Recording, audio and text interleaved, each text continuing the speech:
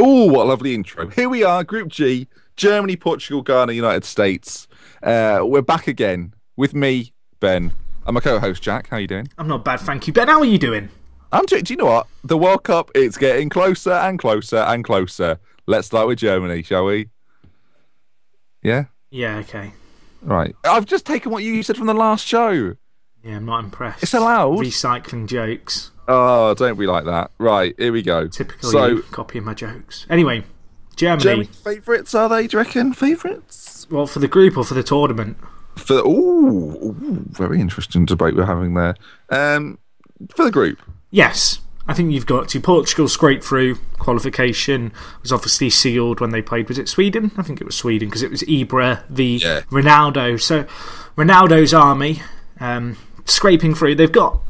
It's not an easy group, let's be honest. You know, the USA are an interesting package without Donovan. Ghana, I think people might underestimate them. They have a few players there who could play well. They're one of those unknown quantities that seems to feature in every World Cup group. Yep. But no, I think Germany are the favourites. You know, you look at their team, they look strong. They enter obviously with one striker, which was a little bit of a curious one. I say one striker very loosely because they do have the likes of Podolski. I believe they had Podolski. They do have Podolski in their squad, who can play up top, but Closer is their one and only striker, aged 36. In the heat of Brazil, it's a little bit of a curious one. He's gone back to the weather again. Well, no, it's not just about the weather, but it has to be factored in with some of this stuff. And when you've got a lone striker, I kind of feel like Germany here have taken the Spain formula of one striker, and it'll be interesting to see how they adapt. There's an argument that Royce could play there. He's done it in the past. It's not impossible that he can't do it again. But their midfield is, dearie me. Khedira, Ginter, Schweinsteiger, Ozil, Schürrle, Podolski, Muller, Draxler, Kroos, sorry, I forgot not to say his name, Götze, Royce and Kramer. That is quite the midfield, if you ask me. It's going to be interesting to see how they crammer them all into the midfield. Very good. It's getting worse as we go from show to show. And their defence, not too shabby either. I fancy them to do extremely well in this tournament. The German fans will be expecting them to win it. I've no doubt about that. They put that pressure on their team every single time. But what do you think? What do you think the key is to their success? Obviously, Portugal are a tough team to play against. They've got some standout players, as we know. Do you think they'll be doing the job over them comfortably, or will it be a little bit more difficult for the Germans? It's an interesting one, Germany. Interesting. I'm going to get that in every episode now. I bet it is. You're going to tell me why, though. Hopefully. But Lahm, for me, is going to be a key player, particularly against Portugal. Whether or not, I'm going to assume Lahm is going to play right back for them, and that is going to obviously mean that he is going to be meeting Ronaldo out wide. You know, Ronaldo's a very free-roam player, but I think it's pretty safe to assume that there will be a period of the game where Lahm has to deal with him. And I think Lahm is probably one of the best adapted players to kind of take on Ronaldo. Obviously, not as physically as kind of imposing against Ronaldo. I think Lahm is not a tall player by any means, but I think he's the kind of player who has shown that he can shut down some of the best players in world football. And you've seen that more and more, particularly at Bayern, where he is now playing that centre defensive mid role where he can hold the fort of sorts and really be a focal point of attacks and be a key element of Bayern's defence. I think he's going to be one of those decisive players. Obviously, Lahm, a player people big up. This could be a chance for him to really prove himself on a big stage, and what better opportunity than to be taking on Ronaldo head to head. But looking beyond that, I think the interesting thing for Germany is going to be just how they line up. I mean, I think it's pretty safe to assume it's going to be some kind of variation on either a 4-3-3 or a 4-5-1. But you look at their midfield, they've got some really good players there. Ozil played off the target man.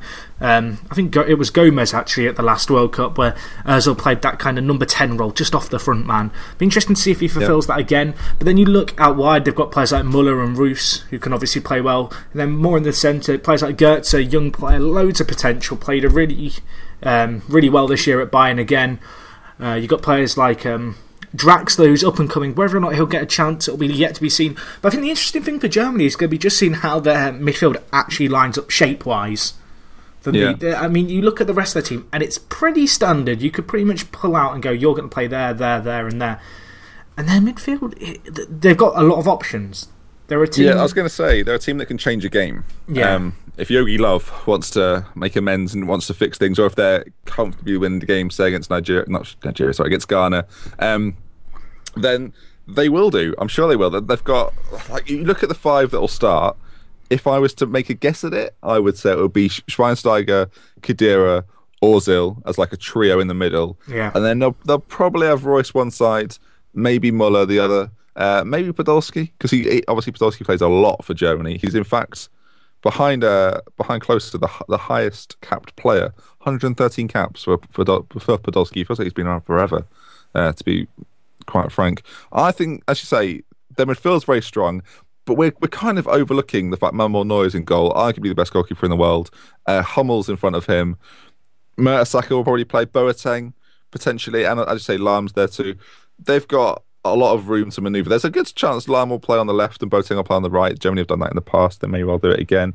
As I said at the top, I think Germany will probably be up there come the end of the tournament. I'm thinking semi-finals. They're a force to be reckoned with. Yeah. And I think they can compete with the best of them. It'd be interesting to see if Klose can break Ronaldo's record. I don't really want him to, because I like the fact Ronaldo's got the record. What record's this? Sorry, just the most goals in a World Cup final. In the World Cup finals. So yeah, Ronaldo's got 15.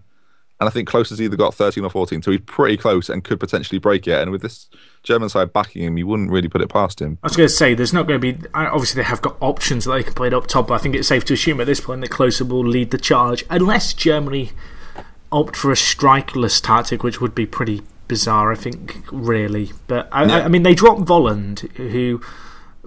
obviously really hotly tipped young German striker, featured a little bit in their qualifying campaign, so I was kind of surprised to see him drop, because I thought they might just take that second choice striker. But indeed, I think if you would look at the Germany side and there was like one weakness that I'd pull out, it might be just that lack of offensive options in terms of a striker, out and out striker. I know they've got Royce and Podolski who can fit there, but also the defensive strength in depth. They've not got the most defenders in their squad compared to some teams. And look at their team.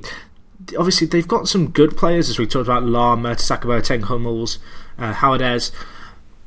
But if they get one or two injuries in that defensive line, they're going to have to jig things around. And whilst they do have a very flexible back four, it's the kind of back four... It's not France's back four in terms of the strength and depth. We touched upon this before. You know, France have a player for every single area. I think Germany are flexible in that department, but it's an area that could well be exploited by some teams. Yeah. Shall we look at America? USA. Team USA, are they going all the way, Jack? No. Okay, well, that's a shame. Quite an experienced team. The big news for America was the fact Landon Donovan did not make the final 23. Klinsmann, a German himself, is the coach of Team USA and decided against it. Said, no, we don't need him. We've got enough. They've got Altidore, they've got Dempsey. They don't feel like Donovan is necessary. He probably knows better than I do. I was going to say, I don't watch that much MLS, but the general consensus from what I've seen people talking on online forums and whatever has just been the fact Donovan's had a really bad season and his legs have just gone. He hasn't got that level of fitness, and whilst there's kind of an argument to include him in the side because it's a case of, well, you look at the Germany side, the players who are going instead of him don't really add anything that Donovan doesn't have. The USA have an old midfield, and those younger legs might be key. Like, I'm looking at their ages now. Germany have a fairly... I keep saying Germany because of Klinsmann. Obsessed, yeah. But no, the USA do have some older players, particularly in the midfield. You know, they've got Jermaine Jones, Brad Davis, Carl Beckerman, players who have played key roles in the German national team, particularly Jones and Beckerman, for a few years now. And I don't necessarily think it's the worst decision to drop Donovan, but the more I look at it, the more I'm kind of sat there thinking he might just turn up at a World Cup and go big, or he could have done until, of course, he was dropped. Yeah, Michael Bradley will fill in the middle as well, not to be looked past him too quickly. He's a great player from at the back. We obviously know a couple of the keepers, Howard and Guzman. Guzan will play at the back. Howard will probably start and get his 100th cap for the United States, which will be quite the achievement.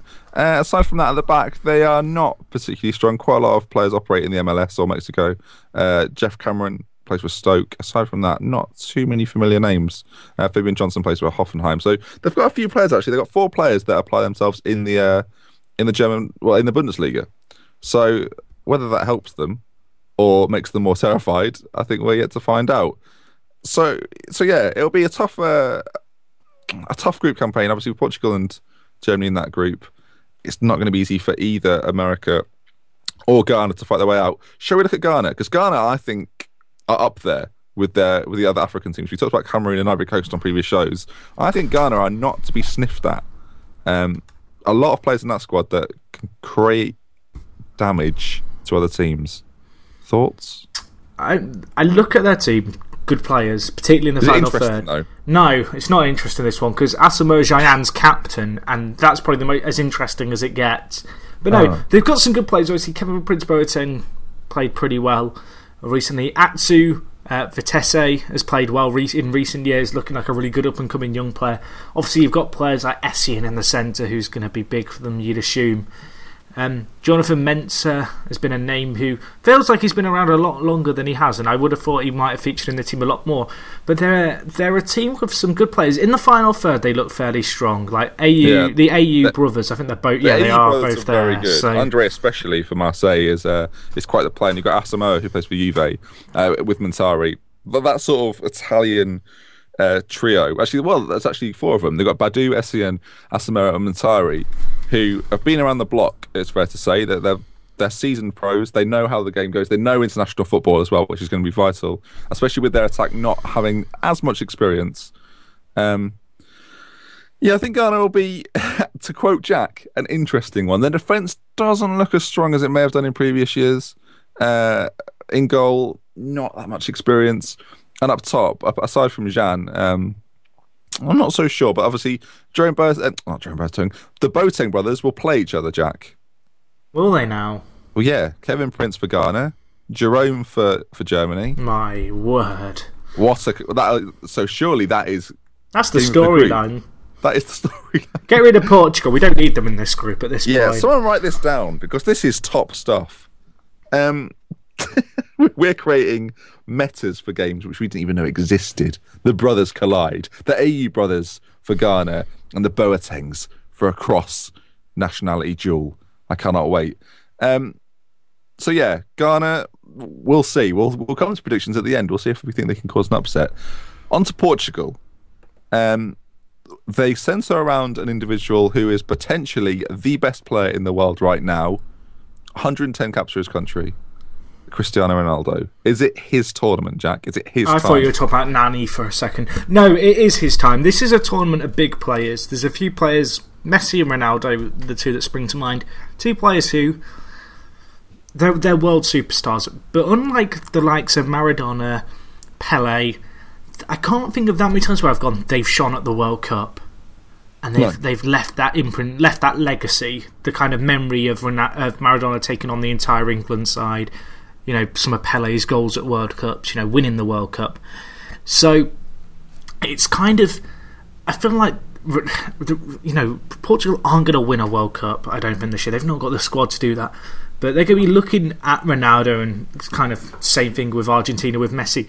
These are players who they need to score memorable goals to be remembered, and I think this is probably Ronaldo's best chance to do so. 29 now.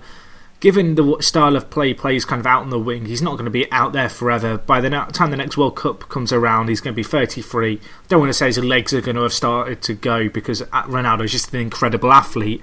But this may well be one of his kind of final chances on the world stage to really go, hey, I'm one of the best ever. Yeah, I think Ronaldo will play through the middle, actually. I think Ronaldo will play up top on his own. I'm not sure Postiga or Almeida will play up top. I think it'll be Ronaldo, backed by Varela and Nani. And then you've got a midfield of Morelos, Montinho and Veloso, who I actually think that's not a bad front six. Montinho is a very good player. Indeed he is. And then you've got a back four of Contral, Pepe, Bruno Alves and Pereira, with Rui Patricio in goal, more than likely. Potentially Eduardo, but more likely Rui Patricio. I'm not sure how they've got on at their clubs. I'm sure the first game of the tournament will dictate that. But their starting 11 isn't bad at all. Like, I really think their starting 11 is up there. They had a terrific Euros 2 years ago. Got to the semis. I believe they lost to Spain in extra time or penalties. I think it might have been penalties. Yeah. So they've obviously got the pedigree. They can be up there if they can challenge Spain and take them to penalties on an international stage. Who knows whether they could do it again? The game against Germany will be very interesting. I cannot wait to see Ronaldo go up against that German backline. It'll be a battle in the midfield in that sort of game, though. As we mentioned, Portugal got a good midfield, but we spoke at length about the German midfield, and just how good they are. So yeah, who are you backing out of the group? What's your feelings? What your thoughts? I feel like it's going to be Portugal finishing first and Germany finishing second. Wow, I'll go the other way around, but I think you're right with the two teams going through. I think Ghana and the USA won't have enough. I do worry that the USA will get a little bit of a hammering from Portugal and Germany. You never know. I just don't think they're as strong as they were 4 years ago, and even 4 years previous to that when they were up there. Yeah, but I think you're right. I think Germany and Portugal. But you think Portugal will top the group? Yeah, I think they might snatch either a draw and get better goal difference because they'll score more goals. I can't see them beating Germany, but I think it'll be a draw that game. All right, interesting. Leave your suggestions in the comment section below, or equally tweet us today. We'll be tweeting throughout the day, I'm sure. Tweet us at ForTheFans Show on Twitter. Get on it. You can also subscribe to the podcast on iTunes, as well as subscribing to the YouTube channel, which is ForTheFans Show in both cases. Jack, are we done here? I think we're done. Thank you for watching, guys.